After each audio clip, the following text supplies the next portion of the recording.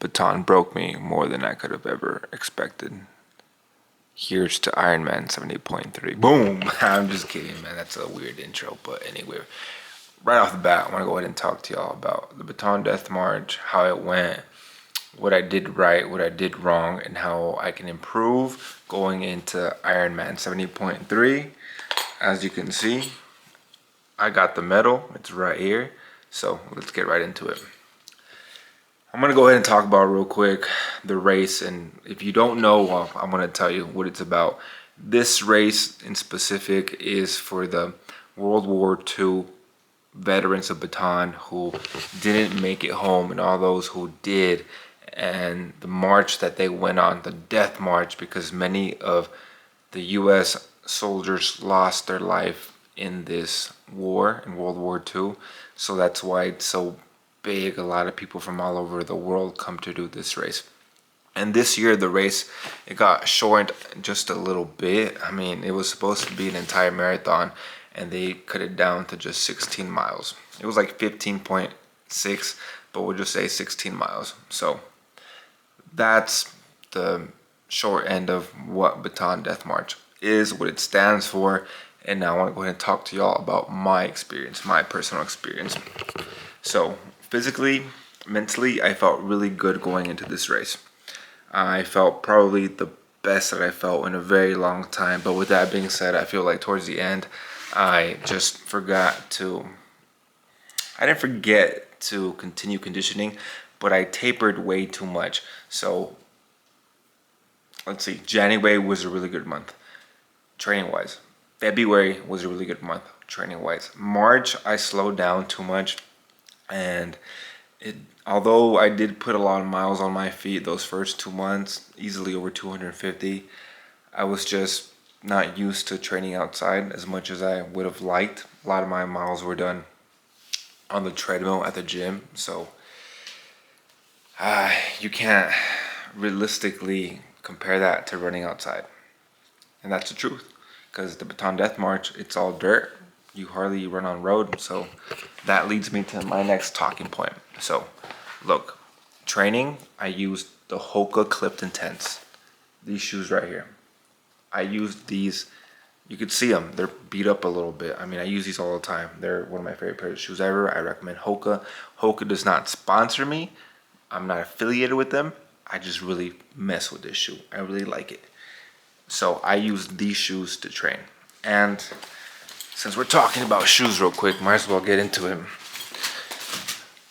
I used the Adizero as my other pair of shoes to run in.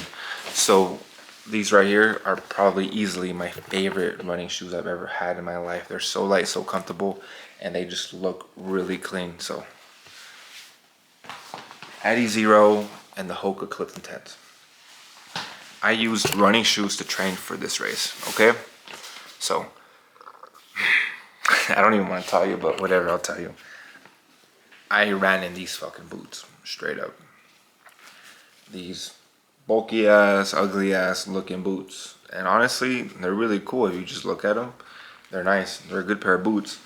But I didn't train in them at all. So I put in easily about 300 or so miles combined between the Adizero and the Hoka Clipped Intense. And then the morning of the race, I woke up and I was like, you know what? I'm gonna wear my hiking boots. I don't know why. I've used those boots before, maybe once or twice on a long hike, and they felt like a boot would feel if they weren't broken in. They just didn't feel good. Could I wear them? Yeah, but they just didn't feel good. And I ran 16 miles on them. So my feet were aching. They were just really hurting. And I paid the price, straight up. I paid the price. So there's that, right? My body felt really good throughout the entirety of the race. It's just my feet were killing me. I can't stress that enough. I didn't get any blisters. It's just I wasn't used to wearing these boots. And I wish I would have worn my running shoes, even though a lot of people were wearing running shoes and they got a lot of dirt in their shoe. I mean, there's ways around that, but it won't happen to me again. Let's see what else. What I did good. Let's talk about the pros, how I prepared mentally, physically. Nutrition wise, I was dialed in. I was extremely hydrated. I carb loaded a lot the day before. I went and ate some pasta at Olive Garden with my family. I hydrated really well 3 days going into the race. So hydration, nutrition was there. I had a couple of energy gels throughout the race, probably every 45 minutes. It took me about 3 hours and 30 minutes to complete the entirety of the 16 miles.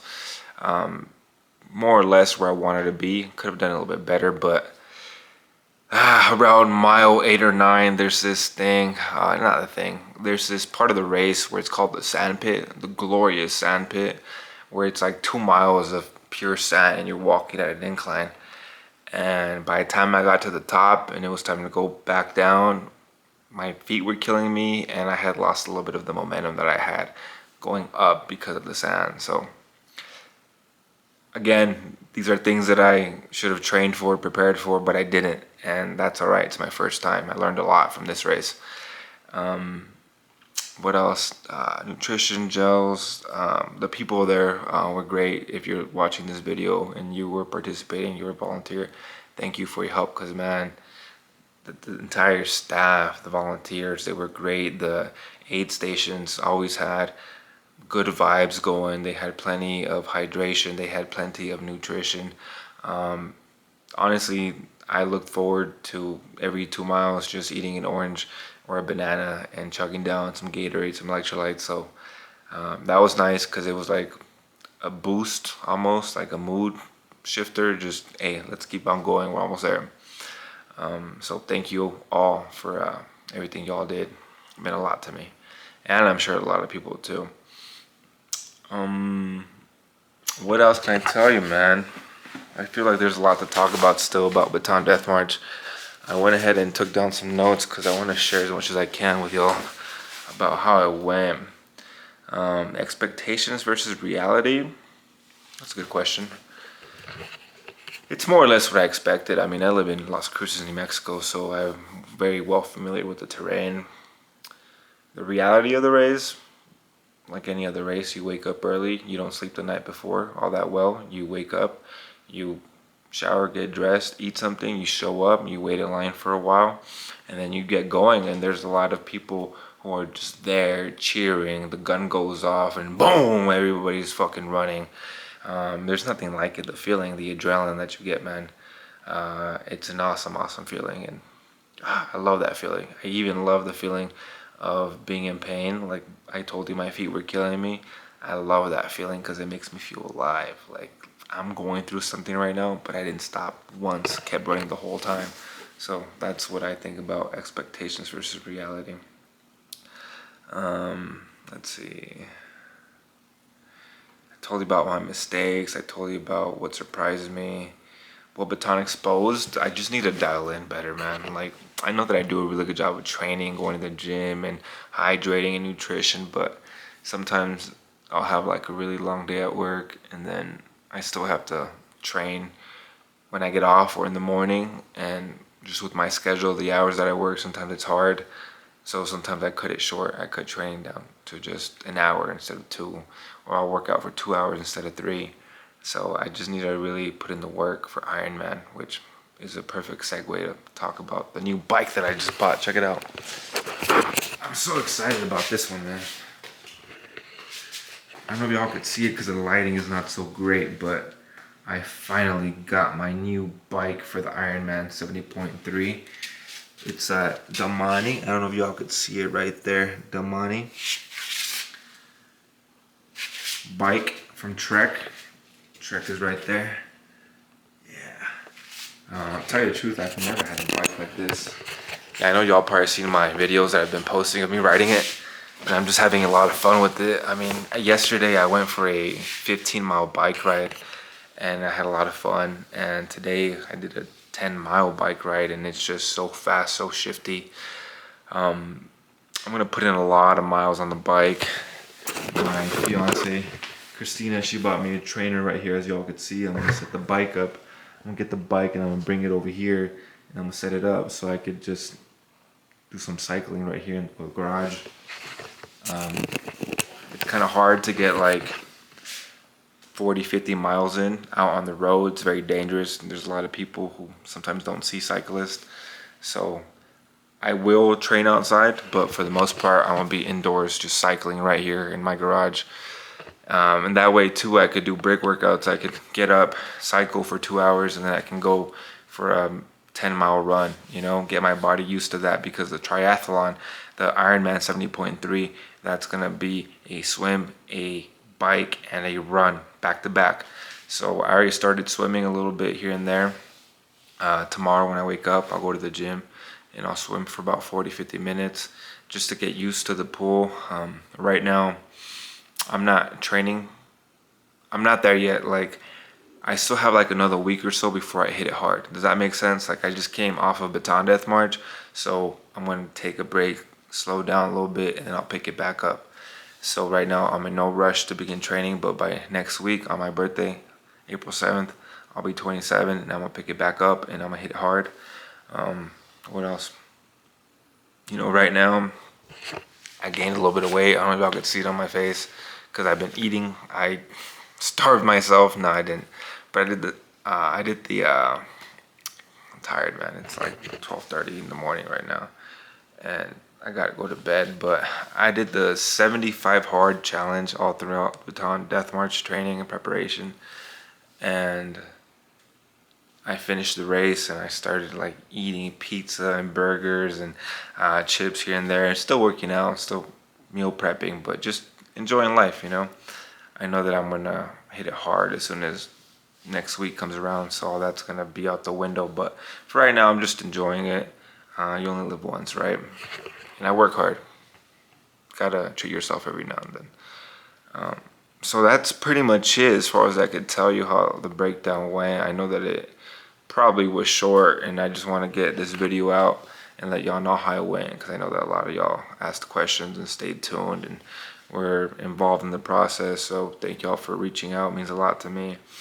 I'm just here, man. I'm a regular guy. I'm just trying to live my life and do the best that I can. And these sports, these endurance sports that I love to do, they are a part of me, a part of who I am, and I wouldn't want it any other way, man. I just really love my life, man, and it's awesome because you meet a lot of cool people out there at Bataan Death March, man. There's people from all ages running. There's people who you see who are handicapped. They have prosthetic legs or arms, and they're out there getting it. So like, that's no excuse. I mean, look at me, for example, man. I had cancer, and I have my leg. It's still on there. Yeah, sure, it hurts every now and then, and I'm in pain most of the time, but it's still on there, man. I got both legs, and I'm healthy, and I'm young, and I could do whatever I want, man. So that's why I choose to participate in these events, man. They just teach me a lot about life and about who I am. So I love what I do. I hope that one day I could do it even bigger, and I'm just gonna keep working, man. Sorry, I thought somebody was behind me. Shit's crazy, man. I'm gonna keep doing it. I'm gonna keep grinding. I'm gonna keep posting videos on YouTube. Thank y'all for watching. It means a lot to me, y'all. The shorts are popping. Like, the shorts is where it's at. And long-term content, I'm gonna start editing videos here soon again and making stories for y'all instead of just vlogging like I am now. I'm gonna start actually putting movies together like I used to. So the channel's growing slowly, but it's growing, and I'm proud of what I have so far. The fan base, the subscribers, everybody, man. Thank y'all so much. Y'all have a good night. Y'all be blessed. And please, if you have any questions about any of this, I'm new to it. I'm not one of those guys who's already there. I'm working my way there. So if you have any questions, like, man, today I'll tell you a little quick story. I had trouble with my bike, my new bike that I just showed you. The chain came off, and I was trying to put it back together for like 20-30 minutes. And then I ended up calling the bike shop, and I was like, hey, can y'all help me out? And I drove across town just so that they can help me put the bike back together, because I didn't know how to fix it. And I felt so stupid because it's one of those things that they put it on the wall, they hung it up for a second, the dude took the tire off, he put it back on, put the chain back on, did some things, adjustments, gave me the bike back. It took him less than 20 seconds. And me, I was struggling for like 20-30 minutes, and I was like, damn. But I'm not there yet, man. Like, what can I say? I'm working my way. This is all new to me. That's why I'm saying, like, if y'all need anything, if y'all have any questions, like, please let me know and I'll do my best to help you out, because it's a learning process. So that's all I got to say tonight, man. Thank y'all for watching. God bless y'all. And y'all already know, man. Stay up.